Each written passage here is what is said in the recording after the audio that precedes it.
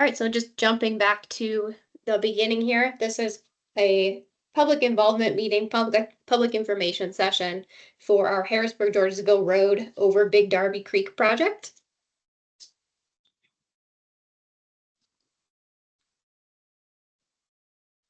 Just some introductions. I'm not sure if all these people are still on the call, but my name is Kaylin Akers. I'm the bridge design engineer for the Franklin County engineer, Brad Foster. And in attendance from the county this evening, we have Ed Herrick, also from our bridge department, Barb Cox from our planning and programming department. Looks like we also have Sean Johnson from planning and programming, Simone Burley from our diversity and outreach, and then Fritz Crozier, who's one of our chief deputies. Okay. Some quick background on the bridge. So the bridge was originally built in 1932 and then rehabilitated and widened in 1980. It's an earth-filled arch with concrete walls, and it did have originally, there was a concrete railing on here instead of the guardrail, and that railing was removed when the bridge was widened and rehabilitated in the 80s. Why we're doing this project, the bridge is rated a 4, which is considered poor condition, and that's on a scale of 0 to 9. And the reason that it's rated this way is because there's some scour around the pier foundations and deterioration of that concrete substructure, which is what you can see in that photo down where the concrete meets the water line. You can see that concrete kind of crumbling away. So we want to repair that. And then it's also up at the top, the deck edges are crumbling. So we're going to be removing and replacing that deck with a new one. The project was awarded $2.5 million in funding, and the estimated cost is $2.9 million.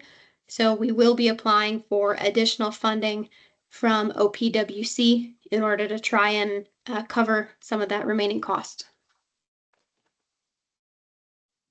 The work that's proposed includes rehabilitating the spandrel walls and arches, which are that concrete that you can see there, the faces of the bridge and then the underside of those concrete arches. Some of the concrete there is deteriorated and cracked, and so any unsound concrete is going to be removed and replaced, and then will be resealed. Like I mentioned, we're also going to be removing the existing deck and pavement up top and replacing it with new arch fill. So when we remove the existing deck, while that's off, we'll remove all the earth fill that's in those arches, and it will be replaced with a new engineered fill, and then we'll put the new concrete deck on the top.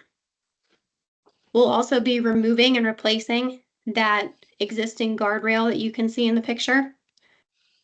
It'll have new concrete railings that'll be 36 inches tall and run for the length of the bridge on both sides.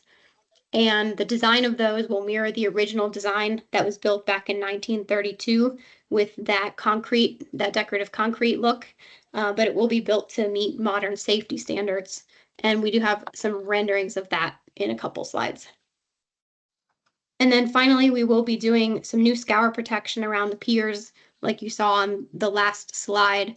You had some of that deterioration and just the impact from the water scouring around those piers. We're going to be doing some things to protect that and prevent it in the future. So that way it'll extend the life of the bridge and the time until it needs replacement or additional repairs.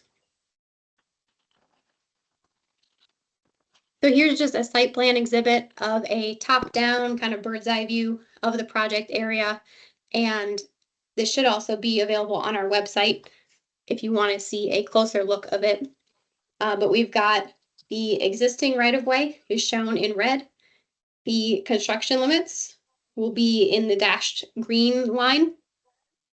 And then we'll also be obtaining additional permanent right-of-way to allow for utility relocations, which you can see on kind of the bottom half of the plan. And then we'll also be getting some temporary right-of-way for a temporary access easement, which is shown in brown on the top and bottom, kind of on the right half of that plan.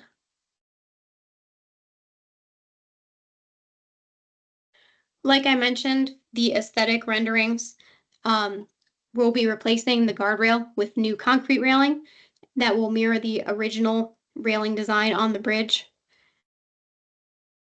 This railing will be visible from both the roadway and the river. So you'll see another view of that in this next slide. And here's just, kind of a wider view of that design and how you'll be able to see it on both sides while driving, and then also while, underneath from, boats, kayaks, anyone in the park.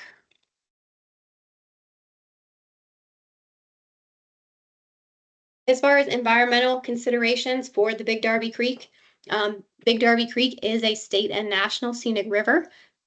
It's been named an exceptional warm water habitat and outstanding state waters, and it's among the top streams in biological quality in Ohio and the Midwest, and has the proportionally greatest diversity of freshwater mussels in North America. So, kind of like you asked about, have those scuba divers who were out there, they were doing mussel surveys just so we can get a good record of everything that's out there. So that way we know what we need to protect when we do construction. To accommodate recreational boating, we will have at least one span remaining open and portages provided for canoes and kayaks during the boating season while we're doing construction. And we will give advance notice if all of the spans have to be closed temporarily at any point during construction for safety reasons. If anyone's working overhead or doing demolition and it's not safe to have people underneath, we will be giving advance notice that that's going to be happening. As far as habitat protection, we are working very closely with ODNR and Scenic Rivers to ensure we're accommodating all of the habitat in the creek and the adjacent riparian corridor, up on the shoreline. We're implementing endangered species protections, both within the plan set and within the schedule that we're setting for construction. So there will be limitations on when in-stream work can occur in order to avoid disrupting the river during fish spawning season. The mussel survey that was performed located all of the existing mussels, and especially those endangered species. We're also limiting tree removals to only those that are necessary for construction. So we won't be out here, clear cutting the right of way, since it is a park and scenic river corridor. We'll be cutting the tree stumps and leaving them in place for bank erosion control, as well as allowing them to possibly regrow after construction is complete.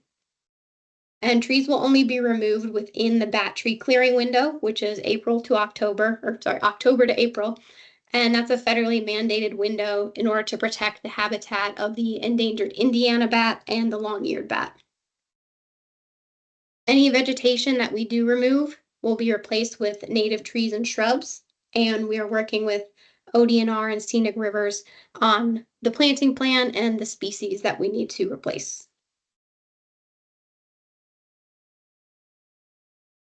The public involvement timeline, obviously today, here we're at this virtual information session, and then we'll have a public comment window open June, July of this year, and public comments will be due on July 29th.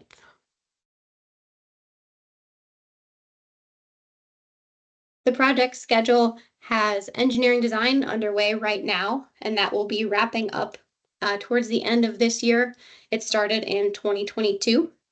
Utility relocations will take place in winter 24 and spring 25, and then construction will begin in summer of next year and run through the fall. We're anticipating starting in July and ending around November. So that concludes the brief presentation. Here's my contact information. If you have any other questions, or we do have a comment form on our website. If you'd like to take a look at that, submit any comments, or you can just shoot me an email as well, if that's easier. If you have anything else that pops into your head after this meeting's over.